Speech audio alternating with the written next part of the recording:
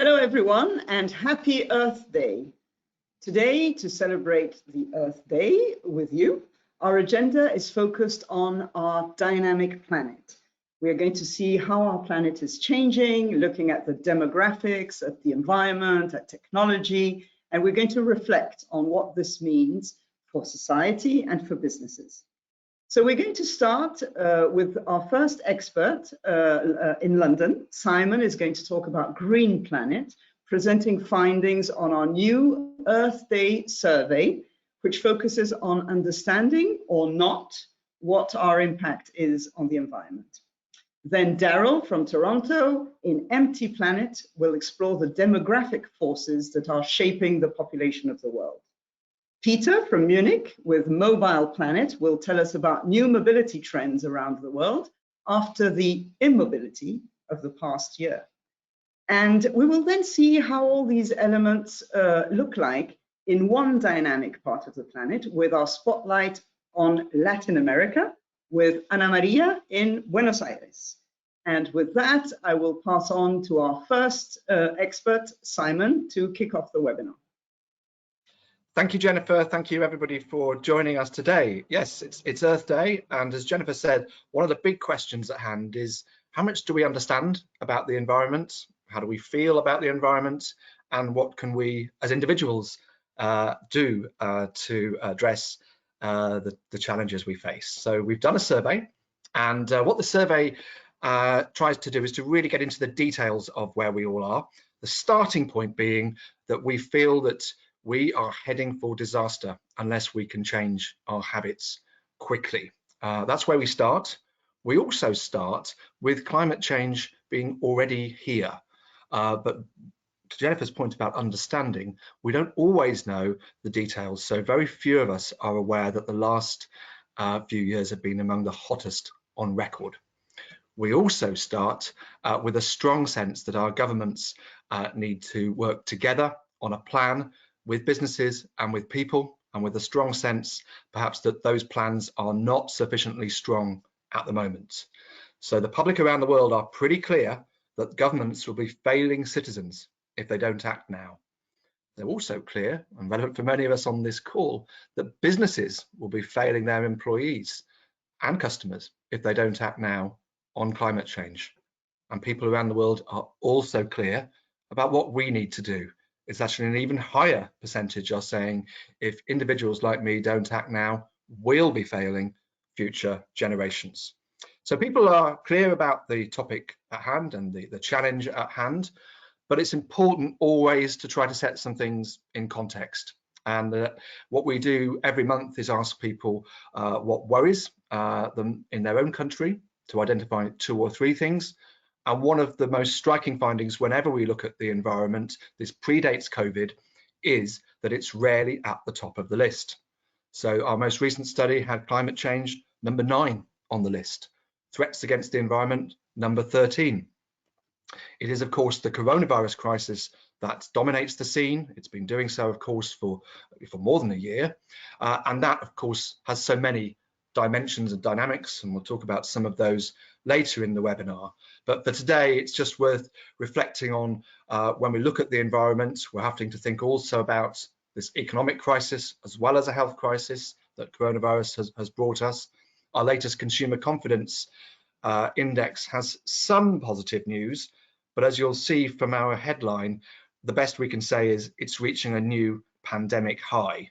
And in many markets around the world, people are really, really clear that where we are now is not a good place in terms of our country and our country's economy. And Ana Maria will pick up on the Latin American dimension in just a moment.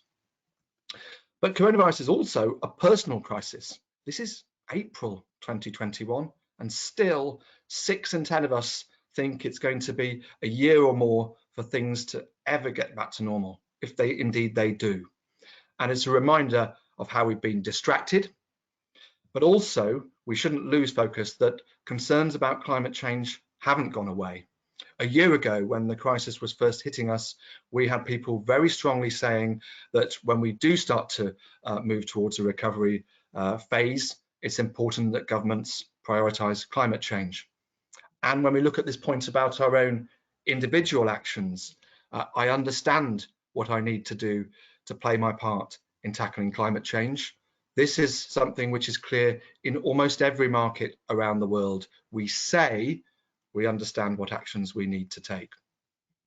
But do we really understand the details, and in particular the details in terms of what would make most impact in tackling climate change? And that's where we've deployed a piece of analysis that we've done over a number of years at Ipsos called Perils of Perception. It's a relatively simple concept. We do a survey and we ask people to tell us what they know about a topic, and then we compare what people know with the reality as measured by official statistics and official data. And we've done a special piece of analysis for Earth Day looking at the environment. So to illustrate that, we gave people a list of green actions and we said, tell us which 3 you think would do most to reduce the greenhouse emissions of an individual living in one of the world's richer countries. And what do they tell us? Well, they tell us that the 3 things that would make most difference are recycling as much as possible, renewable energy, and that electric or hybrid car that I may move to. And that topic, by the way, we'll pick up on in a moment when Peter talks about mobility. But for now, I wanted to draw your attention to this area of the slide, and I highlight in red 3 things which people did not prioritize. They did not have it at the top of their list of what would most reduce the greenhouse gas emissions. And those are actually, when we look at the data, the things that would make most difference. Avoiding those long-haul flights, not having a car at all, or having even fewer children. And Darryl will pick up on the broader implications of having fewer children in his presentation in a moment. But from this perspective, I think the big takeaway is our understanding on the detail of what would make most difference to tackle climate change, whichever country we live in, is perhaps not as it could be. That's not to say, however, that all is lost. We've got a series of questions on the Earth Day study which look at our own contribution to climate change. We've asked people to think about the year ahead and to tell us what we're most likely to do to limit our contribution to climate change. And it shows a real willingness to take action. Anyone who might be of a more skeptical dimension might say that this is just stated willingness, but certainly people are showing an inclination to take a certain number of steps to play their part. But what we also need to draw attention to is it's the lower impact actions in terms of their actual impact on the environment that are potentially more popular than some of the higher impact actions like changing our diet in quite a radical way. So as we think about where we are on this Earth Day, 3 things that we've pulled out of the data that we've brought together for today. The first is a consensus. It's clearly there around the world. People feel we need to take action on climate change. Even if we've been distracted by coronavirus, we know this topic hasn't gone away and things need to be done. In terms of things need to be done, there is a real expectation, whether we're looking at governments, whether we're looking at the businesses we work for, or whether we look at our own individual lives, that we need to act together. But there is an underestimation of the most impactful things that we as individuals can take to improve our environment. So I have just on the right hand side given you the links to this research. There are 30 countries, there are many, many questions. The Perils of Perception goes into a number of different components, and I invite you to take the quiz where you can type in your own reactions to the survey and compare how you do against the reality. I only got 50%, perhaps you'll do better. But this point about challenging our preconceptions, I think, is really good discipline when we're looking at a topic like the environment. And it also links more broadly to questions around the dynamic planets, our theme for today, because my colleague Darryl Bricker, who I'm going to hand over to now, has been doing some in-depth research looking at population and population change, and his research also serves as a reminder about how our preconceptions about the world around us may not entirely chime with the reality. Darryl, thank you so much for joining us and to share with us your empty planet analysis. Well, thank you very much, Simon. I hope everybody can see my screen. So what I'd like to do is walk you through some findings that I have from a book that I've written recently called Empty Planet, and talk about what is perceived to be the upcoming population bust. Now, I know you've all heard that what we're going to experience is a population explosion this century, but the truth is that's never going to happen. That analysis is completely wrong, and I'm going to give you the facts that will hopefully help you come to the same conclusion. First of all, what you're seeing here is countries by population size in the world. This is a graph that shows all countries in the world in a single place. And you can see these two things that look like big eyes looking out at you. That's China and India. They have the largest populations in the world, and they're in transition. Almost every other place that you look at doesn't have as big an impact on the global population situation as China and India do, and they are changing massively. What I'm showing you right now are the data for the top 10 countries by population. On the left-hand side, 2017, 2,100 on the right-hand side. In 2017, China and India were almost tied in terms of population size. Everybody else very far behind that. When you go to 2,100, you'll see that India at the top of the list is going to lose 290 million people. Nigeria has now moved up into second place, and they're going to gain 585 million people. But China, 732 million people are going to lose almost half their population through the course of this century. The center of global population is going to move from Asia to Africa. And that's a very, very big transition in terms of global population. Why is this happening? Three factors, and they all interact. Urbanization is affecting fertility, which is affecting aging. So urbanization, the biggest migration in the world today is happening right now, and it's not people moving from one country to another country, it's people moving from the country to the city. In 1960, about 34% or a third of the world's population lived in a city. Today, it's almost 60% of us. The UN predicts it's going to be, by 2050, it's going to be 2/3 of us. So it's completely flipped the distribution of the population from the country to the city in less than a century. Looking at the 10 most populous countries in the world, these are the places where it matters the most. China has gone from 16% in 1960 to 61% today. By 2050, it'll be up to 80%. And you can see a similar pattern in all 10 countries. All of us are becoming more urban, which has an enormous impact on fertility. The magic number to keep in mind whenever you're looking at population statistics is the birth rate. 2.1 is what we call the replacement rate. So that's each woman in a country is having 2.1 children, which is enough to replace the number of people in most countries who are dying every year. So the population remains stable.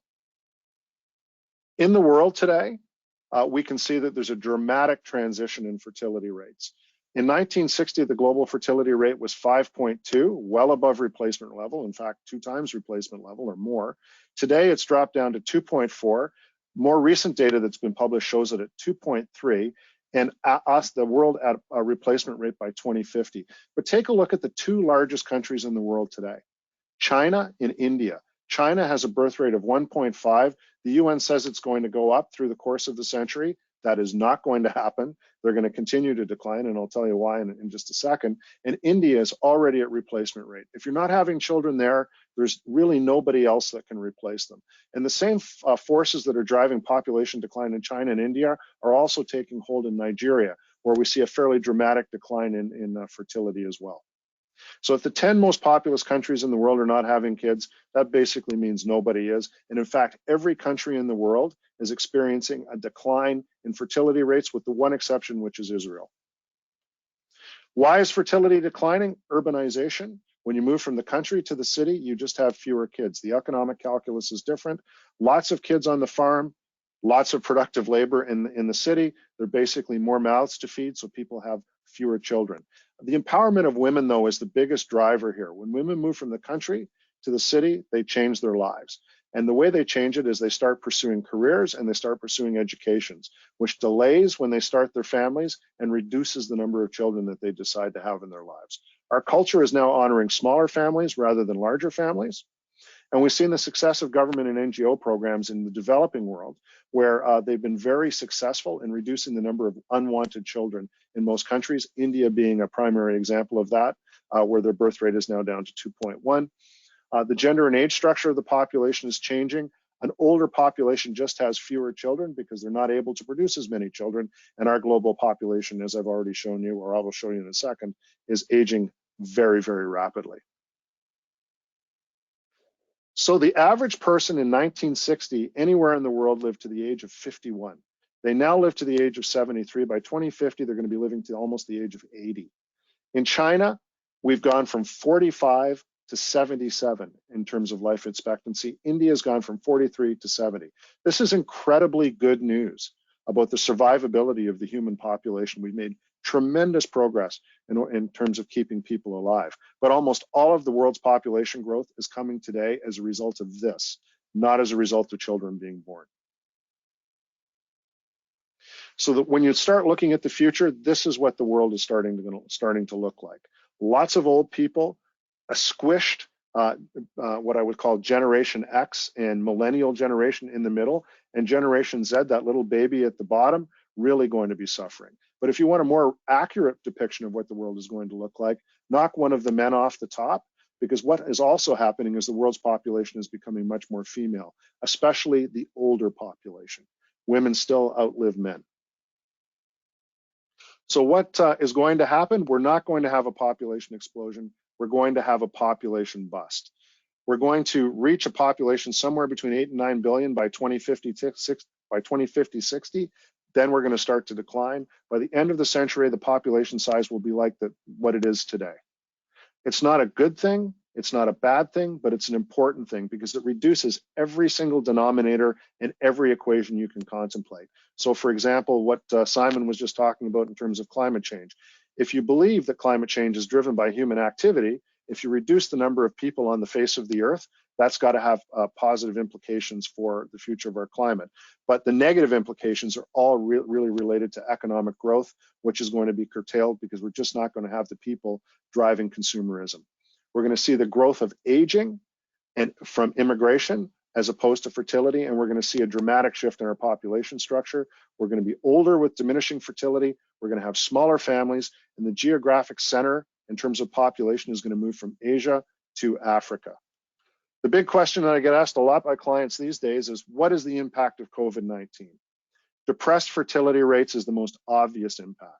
When economic consequences are uncertain, what ends up happening is people have fewer kids. So the data are already rolling in. This year alone, year over year, fertility rates in China have declined by 15%, in the US by 8%. Canada just recorded its lowest fertility rate in history, 1.45. Disrupted immigration. Australia, which really relies on immigration for population growth, experienced its first year of population decline since the end of the First World War this year. Excessive death among elderly, if our population growth is going to be driven by aging, excessive death among the elderly due to COVID, that's an issue in terms of population growth. And one other thing that we're seeing is a bit of a reversal of the migration to cities as people leave the cities to safer areas in the countryside. The question is whether or not that is temporary. I suspect that it probably is. So if you want to learn more about this, there's a book that I've written called Empty Planet that you can refer to, and I'd like us to refer us back to our host, Jennifer. Jennifer, over to you. Thank you very much, Daryl. That was extremely eye-opening, and I think in certain parts also a bit surprising versus what we sort of have in mind in terms of what's going to happen in the future. And I was thinking, looking at your presentation, if I'm a business and I'm projecting myself for the future, should I be paying more attention as a key target to older women then? Yeah, you absolutely should, particularly in the developing world, because in most developing countries today, or developed countries, sorry, the female population is larger than the male population. And that's because every year after the age of 30, even though more men are always born than women in every country, even when it's not artificially manipulated, it's just the way that it works in biology. By the age of 30, 35, there are more women in every country than men at that age category, and it continues to grow. So in my home country, in Canada, in 1970, there were more men in the population than women. There are today more women in the population than men. The gap grows every year. By the time you reach to 100, the age of 100, there's 5 times more women than there are men. By the age of 65, the gap is 10%, 55, 45, and it just increases every year after that. I'm sure if we went to Germany, Italy, the UK, you'd see exactly the same pattern. And these women have money, they have power, and nobody pays attention to them in the marketplace. Yeah, and it would have a lot of implications in terms of how to communicate, how to innovate, lots of things to think about. So thank you so much, Daryl. That was really a super small snapshot of the great stuff that you've been studying, and it's been very, very, as I said, eye-opening for us. And now we're going to move from Toronto to Munich. And hello, Peter. We are delighted to have you with us to tell us about mobility around planet Earth. So the floor is yours, Peter. Thank you very much. So I'm sharing my screen. You can see it, you can hear me. I will speak about the future of mobility, and the future of mobility normally was illustrated by the following pictures. So colorful, clean, connected, and therefore fluent traffic. But our recent experience has been different. So the current state of mobility is a state of immobility. Due to lockdowns, we saw empty streets and empty places. And how empty these cities have been and still are, this we see within the urban mobility index.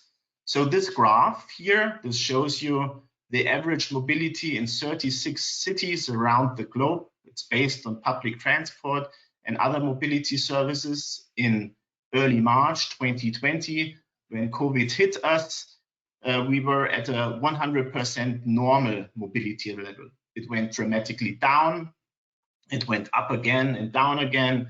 Until mid of April, we are now around about 40% to the pre-COVID level. So of course, it's different from city to city: Amsterdam, Istanbul, London, Madrid, Mexico, Milano, Moscow, a little bit higher, New York City, lower, Paris, quite high in the summer, San Francisco, extremely low, and Singapore, almost back to normal, Sao Paulo.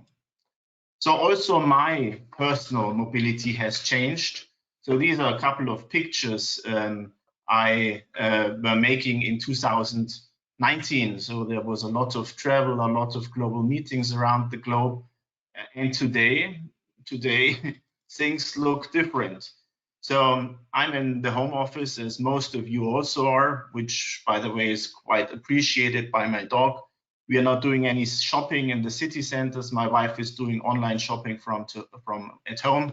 And if I have to travel, the airports are quite empty. So trend number one is clear, the trend of immobility. Global air traffic is far away from recovery. And in 2020, it went down by -70%. And it's a question if it will ever come up again.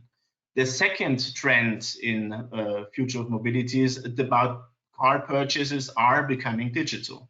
So consumers made a switch and automotive brands are now following.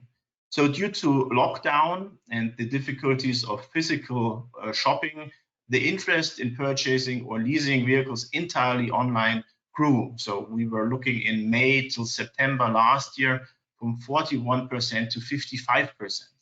And it's especially high in China. 87% in China would shop their car entirely online, which is no surprise because Asia is leading in digital customer service. Also, digital communication with the salesperson, let's say via video chats, via Zoom or others, is highly accepted with 56%. And especially the intenders who want to buy a vehicle within the next 6 months, they even would accept this by 72%. So trend number three would be electrifications. In 2020, car sales were down by -14%. But EVs, electric vehicles, they were up by 43% globally. Again, we see strong differences across the regions. China, of course, is the largest market with the largest stock. It's growing by 12%. Europe now the second largest market, which is boosting, dramatically growing in EVs by plus 137%. And also the rest of the world by plus 24% is growing. So electrification is to come. Trend number 4 is about connectivity. So the industry is transforming from traditional auto, from old auto towards new tech, towards new mobility providers. So since years, the industry has been working on self-driving cars, but only 1/3 of the car buyers would consider a fully autonomous vehicle. Of course, men under the age of 40 who live in large cities, as well as these long-term commuters, show the highest interest in self-driving functions, but safety still remains the main barrier. While today the interest in most connectivity features is extremely high. So cars are computers on wheels, connectivity is coming and autonomous will follow. The trend number 5 is the redefining safety. So pre-COVID, in a very simplified approach, we had crash protection like airbags, crash prevention like advanced driving assistance, and personal security like connected car features. And now in COVID and post-COVID times, the demand of safe environment is added. So it should be as touchless as possible driving a car. It's requested to have air filtration, and the demand in antibacterial surfaces would be high. So consumers are looking for a clean and safe feeling inside the car in the interior. If you're looking at trend number 6, we see a decline in collective transportation.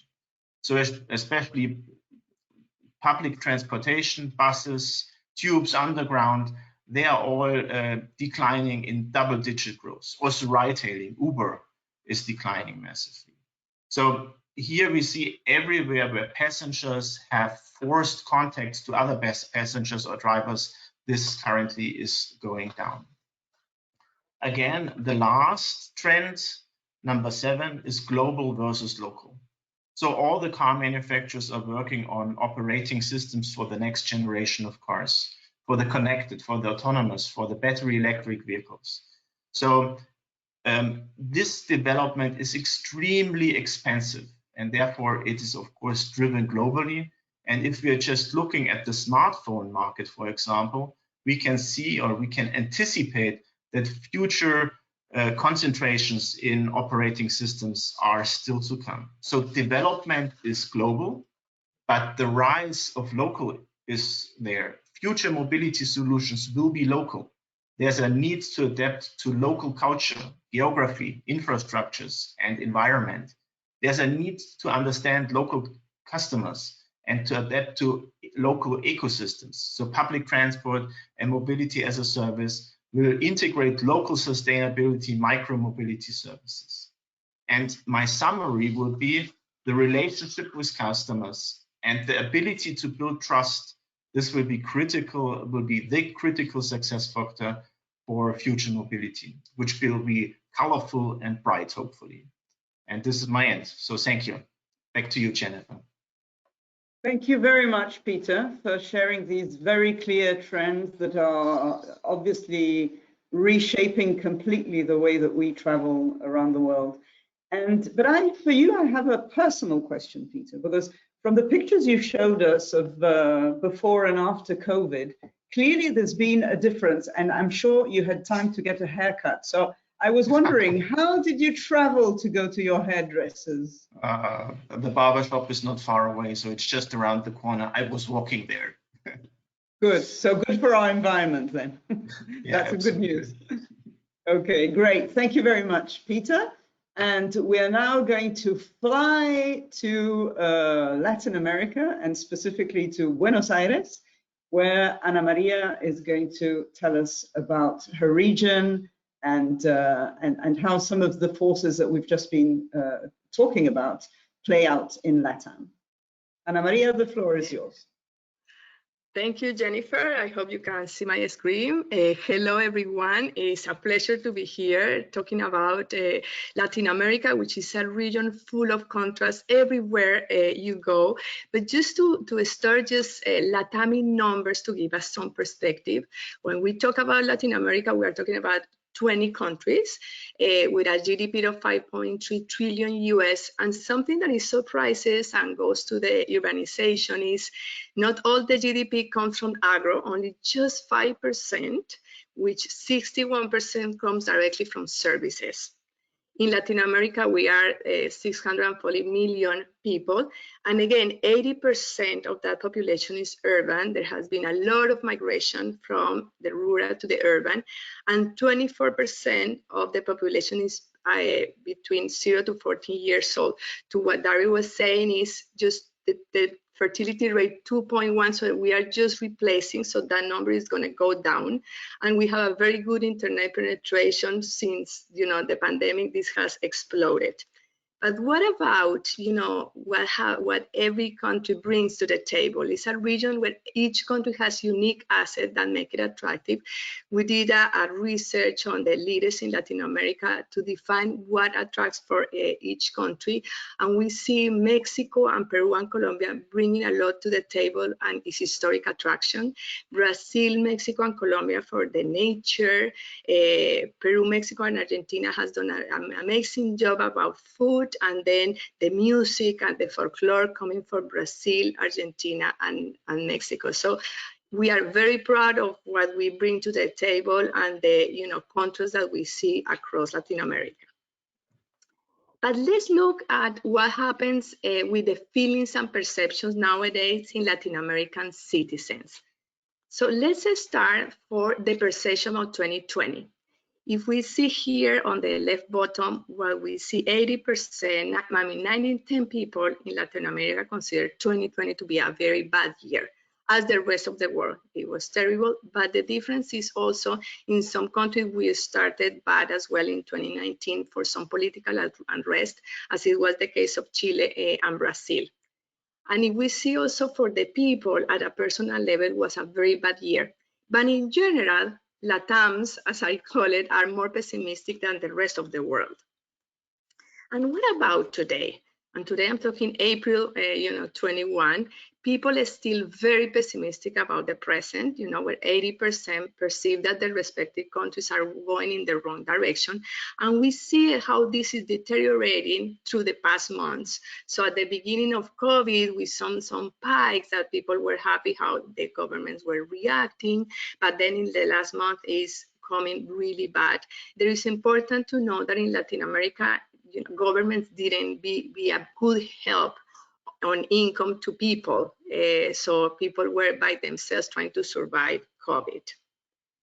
So what worries, what is this people in LATAM, worry today? And besides COVID, Latin Americans are very worried about issues that affect everyday life. And we see it here. Employment is a big issue, inequality, crime and violence. And obviously people are less worried about things that are impacting in the long term, as climate change or healthcare. I'm going to come back to climate change because that the thing that we are not worried doesn't mean that it's not a priority for us. With some specifics in by country cases, and is even for some countries like Argentina, Colombia, and Mexico, the day-to-day worries are stronger than even COVID, the crime and violence in the case of Argentina, unemployment and financial corruption in the case of Colombia, and so on. But what about tomorrow, which is a huge gap?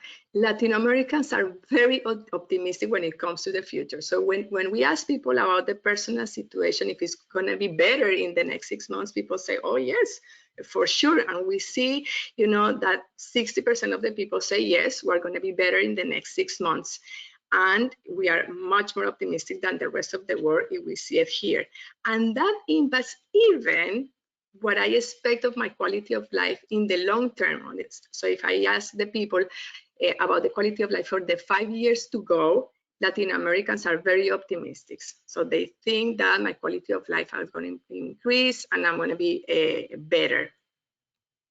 So let's dive in two key issues, which are climate change and inequalities that will impact the future of Latin Americans. So the first thing is, how much do we care about climate? And I'm going back to what Simon was mentioning to us. Climate emergency is at top of our values. It's not worrying right now, but it's at the top of our values. And we feel very strongly about what we needs to be done. So the question exactly that what Simon raises, do we really in Latin America? And you can see on the right-hand side that I feel that I'm taking an action towards climate change and even these countries in Latin America above the rest of the world. And who else is responsible in terms of the consumers? We also feel that corporations and governments need to act now. They will be failing us if they don't act.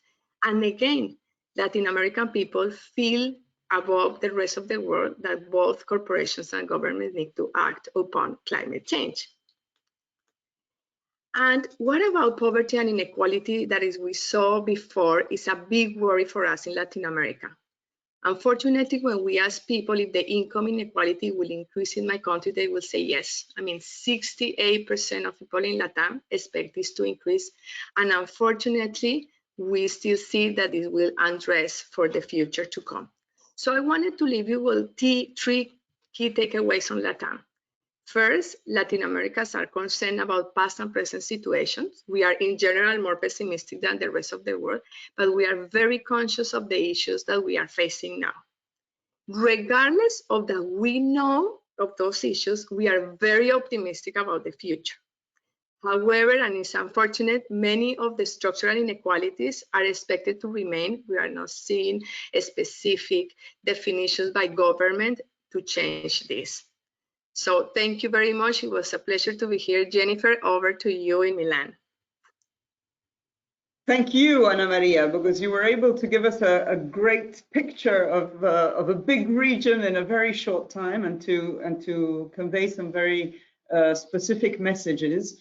And I was wondering, Ana Maria, so I find it quite surprising to see that although I'm also coming from that region and I spent my childhood there, so I have some sort of closeness to it, but to understand this contrast between optimism and sort of knowing or thinking that some issues are not going to go away and are even going to get worse. So I was wondering, for companies that work with Latin Americans, that cater to Latin American consumers, how do you handle this, and what do brands need to keep in mind when dealing with this kind of sort of contrasting way of seeing things? Optimistic, but lots of bad things that are going to carry on, and what's the right way to engage with these people and with these consumers? You know, Jennifer, it's a very interesting question because it's, you know, full of contrast, but we need to talk in a very optimistic way to Latin Americans. I mean, we see the good part of things. The fact that we are pessimistic about the past is because, you know, it hit us and it's like, oh my goodness, this is happening. But companies and brand building need to be supportive of the population, of the people, you know, go to the roots. We are very proud of all this folklore, the music, the differences, the food. So that's why we feel very positive about the future. So brands need to make sure that they act on our values, you know, go to the values, not what we are worrying today. We cannot solve this right now, but working the optimism of Latin Americans. Great, thank you very much for that, for those final words of wisdom. And with that, I would like to thank all our speakers from our 5 cities around the world, and thank all of you who have been with us today. And of course, we look forward to seeing you again in a few weeks' time for our next edition of our Keys webinar. Everyone, and happy Earth Day.